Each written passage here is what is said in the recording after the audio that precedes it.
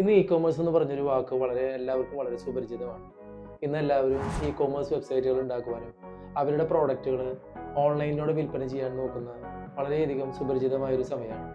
പക്ഷെ എല്ലാവരും e-commerce website ഉണ്ടാക്കുന്നുണ്ടെങ്കിലും e-commerce website ഉണ്ടാക്കിയതിന് ശേഷം അടുത്തത് എന്താണ് ചെയ്യുക എന്നുള്ളത് അവിടെ വളരെ ഒരു ബുദ്ധിമുട്ട് വരുന്നൊരു കാര്യമാണ്.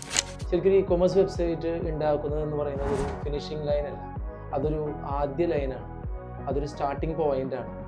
ശരിക്കും നമുക്ക് കച്ചവടം ഇല്ല എന്ന് പറയുന്ന സമയത്ത് നിന്ന് വേണം നമ്മൾ ആ ഒരു സ്റ്റാർട്ടിംഗ് പോയിന്റ് നമ്മൾ ആരംഭിക്കാൻ.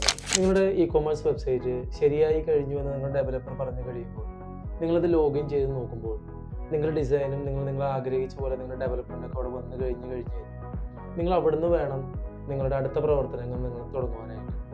നമ്മൾ അടുത്തത് തന്നെ കച്ചവടം ആരംഭിക്കുക എന്നുള്ളതല്ല, അതിനേക്കാൾ ഉപരി കുറച്ചും കൂടിയും കാര്യങ്ങൾ നിങ്ങളതിലേക്ക് സ്റ്റെപ്പ് ബൈ സ്റ്റെപ്പായിട്ട് നിങ്ങൾ അതിൽ ഇംപ്ലിമെൻറ്റ് ചെയ്യേണ്ടതായിട്ടുണ്ട്. പലരും ഇത് മറന്നു കഴിഞ്ഞിട്ട് ഇത് ചെയ്യാതെ പലരും പെട്ടെന്ന് തന്നെ പ്രോഡക്റ്റ് ലിസ്റ്റ് ചെയ്യുകയും കച്ചവടം ഇല്ലാതാകുമ്പോൾ അവരവരുടെ ഇ-കൊമേഴ്സ് വെബ്സൈറ്റിൻ്റെ വിഷമത്തിലേക്ക് ചെല്ലുകയാണ് സാധാരണ ചെയ്യാറുള്ളത്.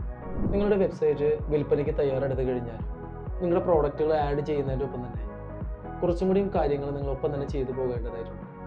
Google search console, Google analytics, SEO and GEO, page speed, ഇതേപോലെയുള്ള കാര്യങ്ങൾ കൂടി നിങ്ങളുടെ വെബ്സൈറ്റിനെ കുറിച്ച് മനസ്സിലാക്കി സ്റ്റാർട്ട് ചെയ്ത് കഴിഞ്ഞാൽ മാത്രമാണ് നമുക്ക് കച്ചവടത്തിലേക്ക് എത്തിക്കാനായിട്ട് നമുക്ക് സാധിക്കും. ഇപ്പോൾ നിങ്ങളൊരു ഓൺലൈൻ സ്റ്റോർ തുടങ്ങി കഴിഞ്ഞിട്ട് ഇപ്പോഴും നിങ്ങൾക്ക് കച്ചവടമില്ല എന്നുണ്ടെങ്കിൽ ഞാൻ ഈ പറയുന്നത് നിങ്ങൾക്ക് ശരിയാണെന്ന് തോന്നുകയാണെന്നുണ്ടെങ്കിൽ നിങ്ങൾ ഒറ്റയ്ക്കല്ല, ഞങ്ങൾ നിങ്ങളുടെ കൂടെ തന്നെയുണ്ട്. നിങ്ങൾക്ക് എന്തെങ്കിലും സംശയങ്ങളുണ്ടെങ്കിൽ നിങ്ങൾക്ക് ഇത് കമൻറ്റിൽ നിങ്ങൾക്ക് ചോദിക്കാം, ഞാൻ അതിൻ്റെ ആൻസർ നിങ്ങൾക്ക് തരാം.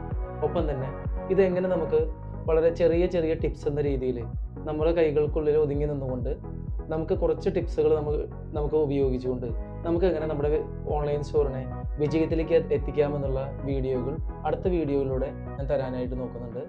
So just follow us.